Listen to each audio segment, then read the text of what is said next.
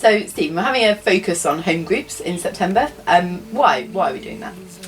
Well, I think that it's really important as we come together as church, that church is much, much more than coming together to worship once a week on a Sunday.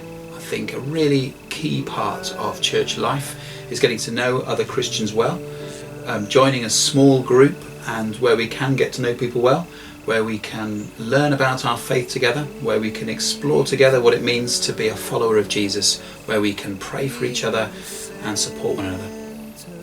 That's brilliant. I've always thought that the model that Jesus had of drawing 12 people around him and teaching them so that they learned together and they shared life together was a really good model. And for me, when I've been in home groups before, that's been how I've seen it, and we've shared life together in every sense and grown in our faith through that.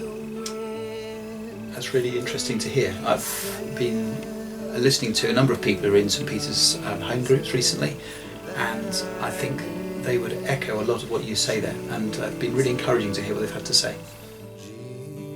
I'm Peter Taylor. By day, I'm a general surgeon. Hi, I'm Janet, and by day I'm head teacher of Oundle Primary School. I'm Alan McMurdo, and by day I'm a sort of educational consultant, stroke semi-retired, stroke rowing, stroke reader and training, stroke jack of all trades, master of none. I'm Bobby, and I'm reception manager at Oundle Veterinary Surgery. I'm Catherine, and I run the playgroup in Oundle. Oh, I'm Cynthia. By day, I'm a retired teacher, and I'm also a lay pastoral minister at St Peter's. I'm Richard. I teach IT to people with mental health problems.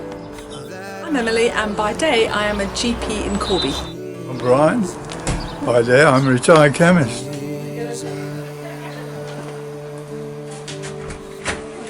Come on in.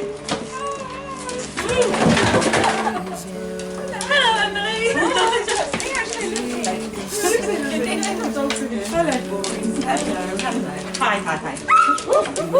By evening, we're the Taylor's family.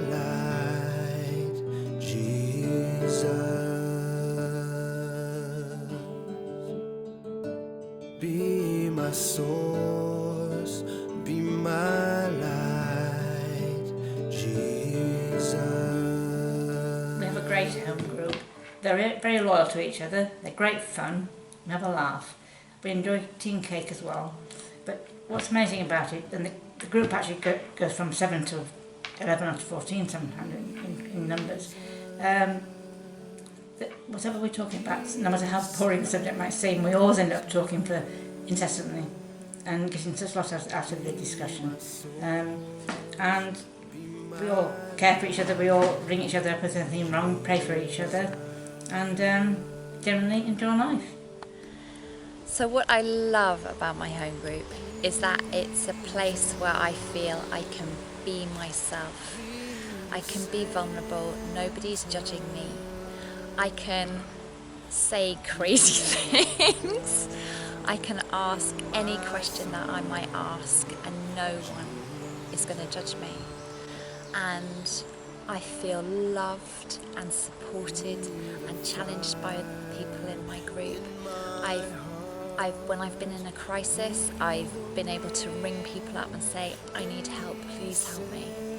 I've been able to talk about my struggles and my doubts as a Christian, and I've learnt so much from the other people in my group. The home group for me is an important ministry. It gives you a safe place to explore God and talk about your relationship with God.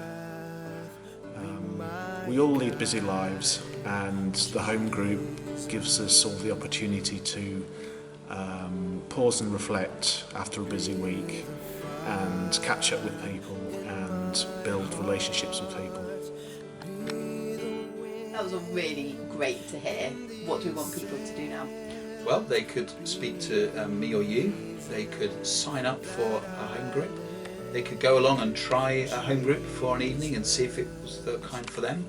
There's no need to think that because we've tried it once we've got to commit ourselves. And that there'll obviously always be all kinds of reasons people might think of not to try a home group. But I think it's such an important part of being a Christian, this belonging together to a small group of other Christians, that I really want to encourage everybody to give it a go.